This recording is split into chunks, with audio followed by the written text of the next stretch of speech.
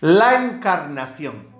Mire, vamos a verla según la explica, agotando la materia como en todo, Santo Tomás de Aquino.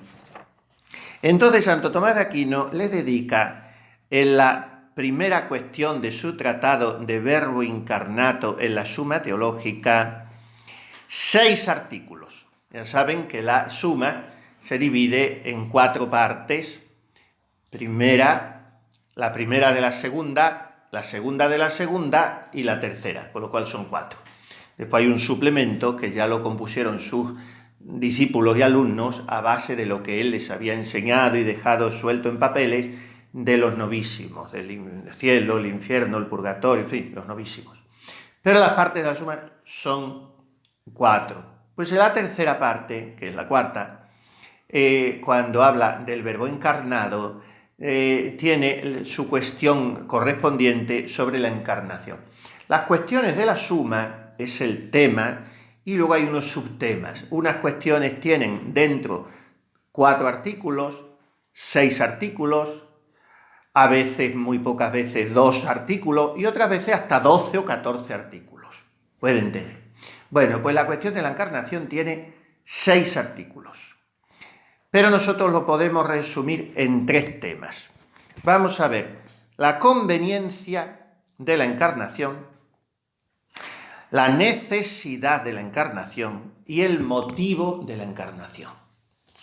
Entonces, primero, vamos a ver la palabra encarnación, porque estamos tan acostumbrados a decirla, pero los padres griegos, los padres de la Iglesia griega, los santos padres, usaron otras palabras que a nosotros a lo mejor hoy nos suenan un poco más raras. Incorporación, o sea que Dios se incorporó, tomó un cuerpo. Humanización, que se humanó. Asunción, que la naturaleza divina asumió la naturaleza humana. Revelación, manifestación de Dios, unión. Y sobre todo, ¿sabe cómo llamaron los padres griegos a la encarnación? Economía, oikonomía. ¿Qué significa en griego la palabra oikonomía? El cuidado de algo, como en nosotros, ¿no? La economía. Pero en teología, cuando se dice la palabra economía, significa la manera que tiene Dios de cuidarnos, la providencia de Dios para con nosotros, para llevar al hombre pecador hasta la salvación. Esa es la economía de Dios. Y también los padres usaron la palabra encarnación, que corresponde al versículo de San Juan, el verbo se hizo carne. Y los padres latinos, que ya son más cercanos a nosotros, pues también usaron las palabras asunción, incorporación, inhumanación. También llegaron a decir federación, porque federación viene de fedus federis, que es de donde viene el nombre Federico, fedus federis, que si ustedes siguieran rezando, pero como hasta las monjas lo han cambiado todo, en eso, siguieran rezando las letanías lauretanas en latín, pues en vez de decir arca de la alianza, dirían como siempre federis arca,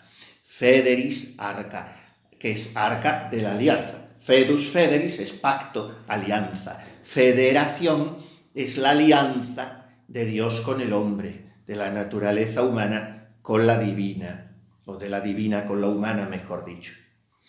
Pues eso es la encarnación, la unión de la naturaleza humana con la divina, en la única persona del Verbo. Y esto lo definió el Concilio de Calcedonia en el año 451, que es de los más decisivos concilios para nuestra fe. Porque el Concilio de Calcedonia lo que hizo fue combatir a los monofisitas, de la palabra monofisis, una sola naturaleza. Los monofisitas decían, en Cristo no hay más que una naturaleza, que es la divina, y bueno, tiene la apariencia de hombre, pero no es realmente hombre. Entonces el Concilio de Calcedonia dice que Jesucristo, a ver si lo digo, siguiendo a los santos padres, todos a una voz, enseñamos que ha de confesarse a uno solo y mismo Hijo, nuestro Señor Jesucristo, perfecto en la divinidad y perfecto en la humanidad, verdaderamente Dios y verdaderamente hombre, con alma racional y cuerpo, consustancial al Padre en cuanto a la divinidad y consustancial con nosotros en cuanto a la humanidad, semejante en todo a nosotros menos en el pecado, engendrado del Padre antes de los siglos en cuanto a la divinidad y en los últimos días por nosotros y por nuestra salvación, engendrado de María Virgen, Madre de Dios, en cuanto a la humanidad. Enseñamos que se ha de reconocer a un solo y mismo Cristo, Hijo, Señor unigénito, en dos naturalezas, sin confusión, sin cambio, sin división, sin separación. En modo alguno borrada la diferencia de naturalezas por causa de la unión, sino conservando cada naturaleza su propiedad y concurriendo en una sola persona y en una sola hipóstasis, sustancia. No partido o dividido en dos personas, sino uno solo y mismo Hijo unigénito, Dios Verbo, Señor Jesucristo, como de antiguo acerca de él nos enseñaron los profetas y el mismo Jesucristo, y nos lo ha transmitido el símbolo de los apóstoles. Esta es la definición oficial, solemne, del Concilio de Calcedonia. ¿Cómo puede considerarse el misterio de la encarnación? Desde dos puntos de vista o sentidos. Del punto de vista activo o del pasivo.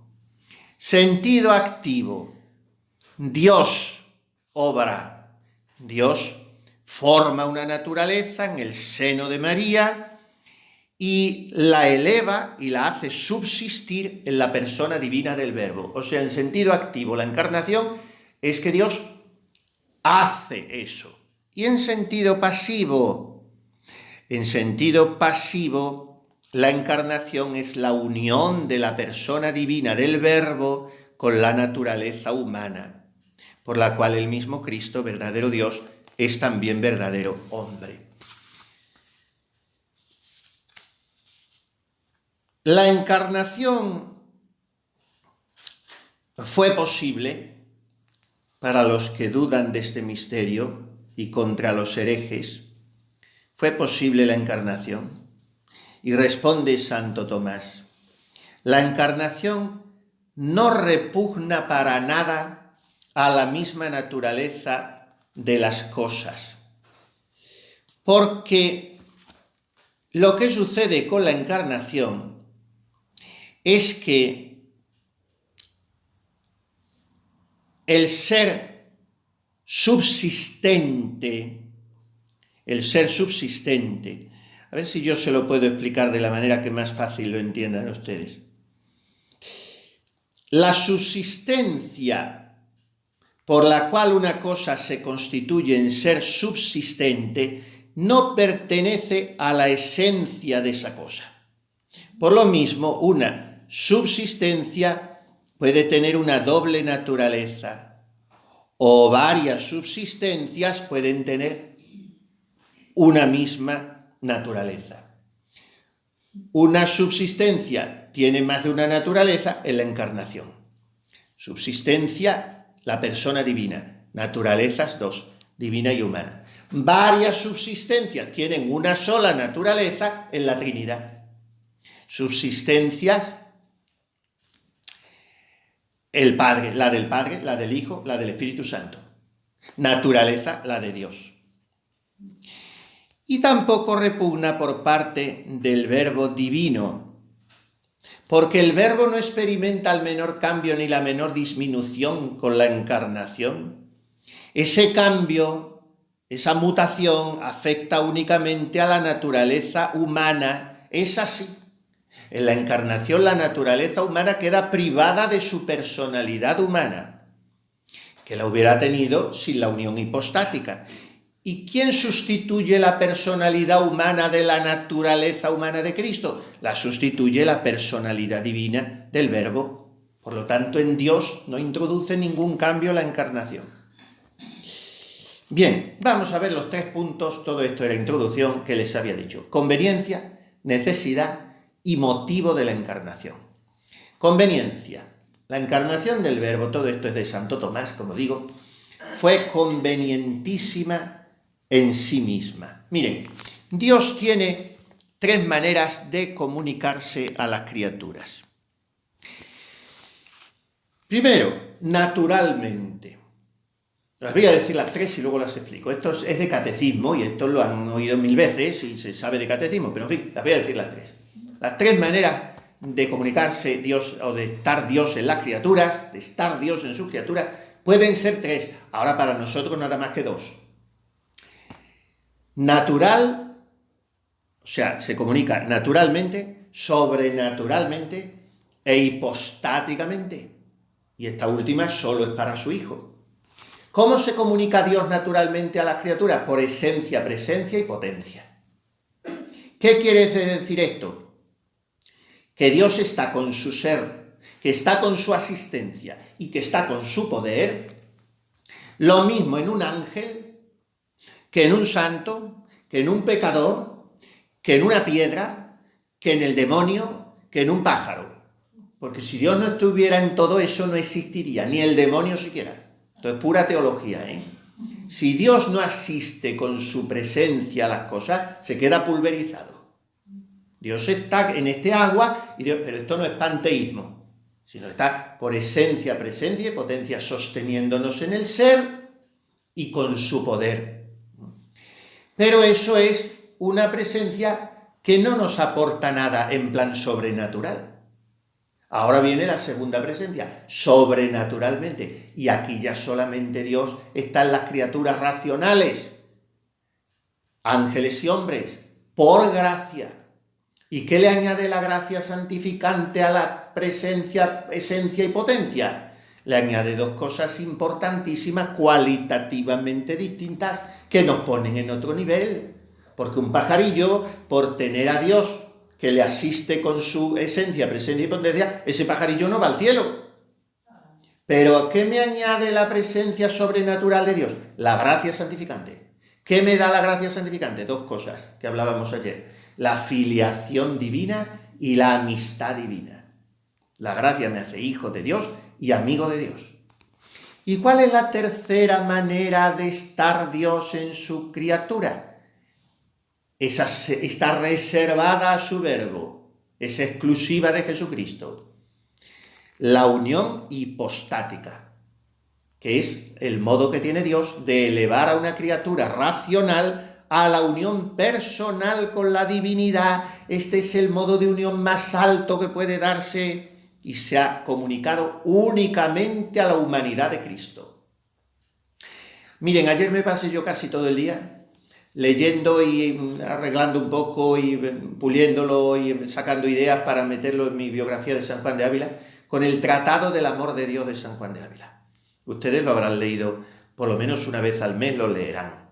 Bueno, pues entonces el Tratado del Amor de Dios, que es una de las perlas de la literatura teológico-ascético española, mundial, las primeras páginas, que no son muchas, tiene unas 15 o 20 páginas, pues presenta cómo el Padre elevó la naturaleza humana de Cristo a la divinidad. Y al verse una naturaleza humana de esa manera embellecida y enriquecida y transformada y divinizada, entonces ya tenía que hacer todo lo que quería el Padre. Y al mirar el Hijo al Padre, que descubre en los ojos del Padre y en la voluntad del Padre el deseo inmenso de salvarnos a nosotros los hombres. Y entonces explica San Juan de Ávila, no es que Jesucristo nos quiera salvar por lo que valemos nosotros, porque Él no es antojadizo, sino que nos quiere salvar porque al haber recibido su humanidad sacratísima, la divinidad, no nos puede mirar más que como nos mira el Padre.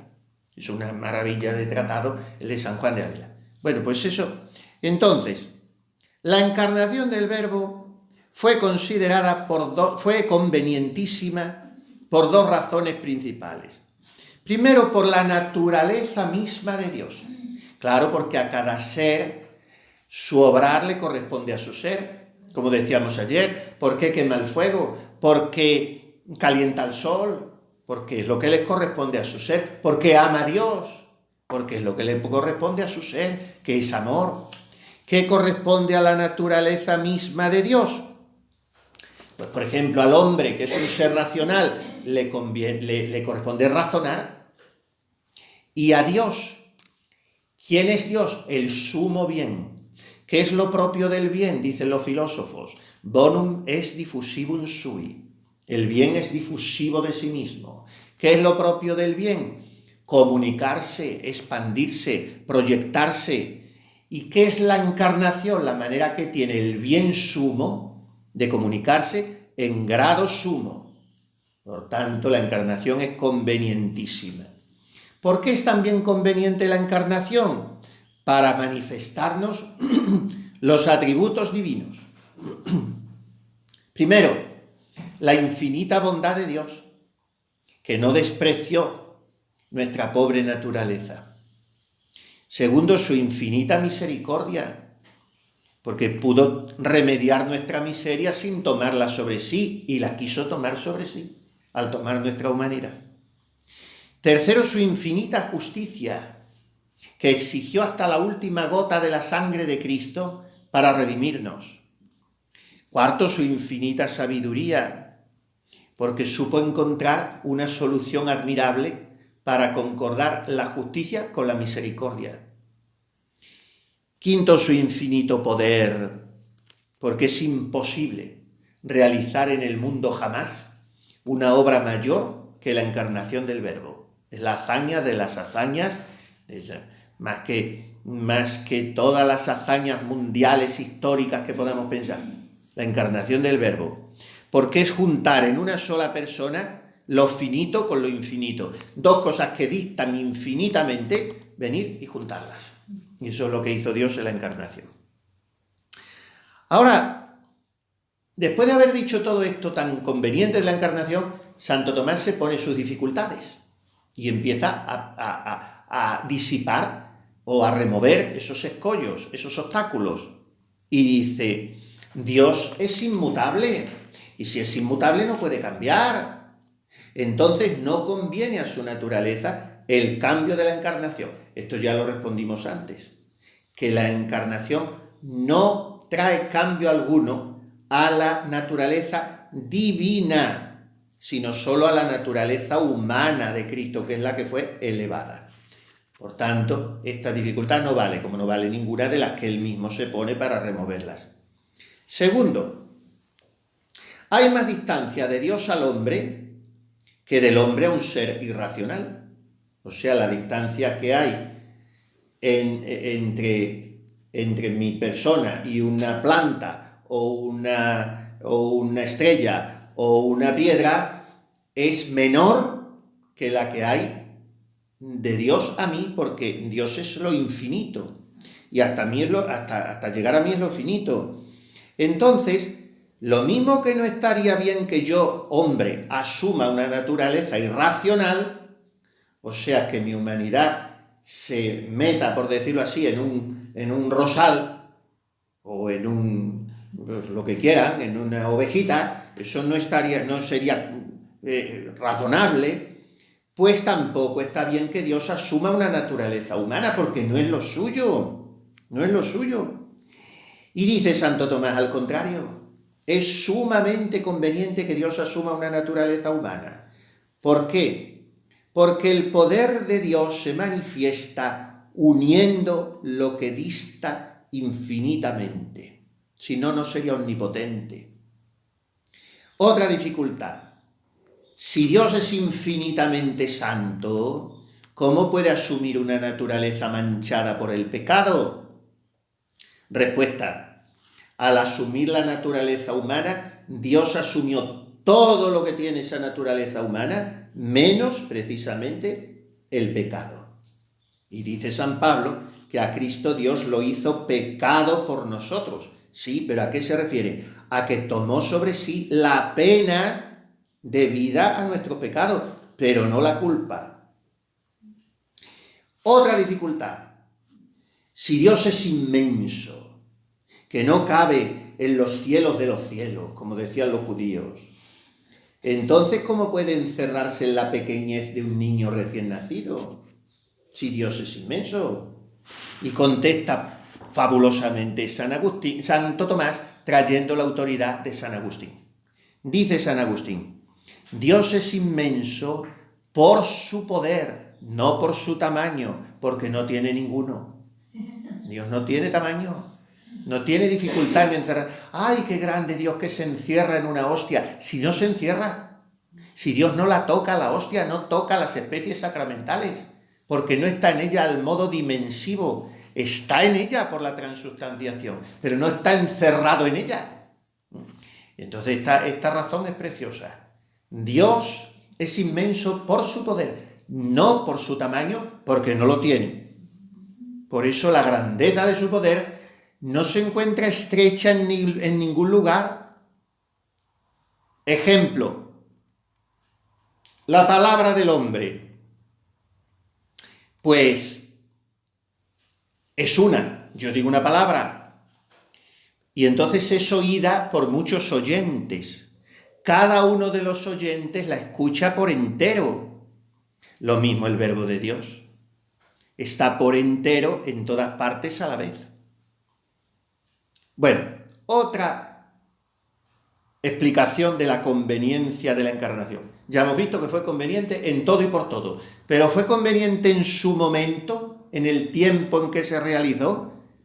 Se pregunta Santo Tomás, y dice que pudo haberse realizado la encarnación en 4 momentos. Es que lo apura todo.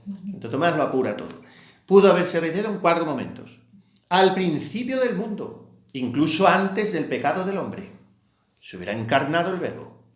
Segunda posibilidad, inmediatamente después, enseguida del pecado del hombre. Porque si había trastornado el orden, vamos a restaurarlo cuanto antes. Hubiera sido otra posibilidad. Tercera posibilidad, hasta el final de los tiempos, que hubiéramos estado esperando nosotros hasta el fin del mundo.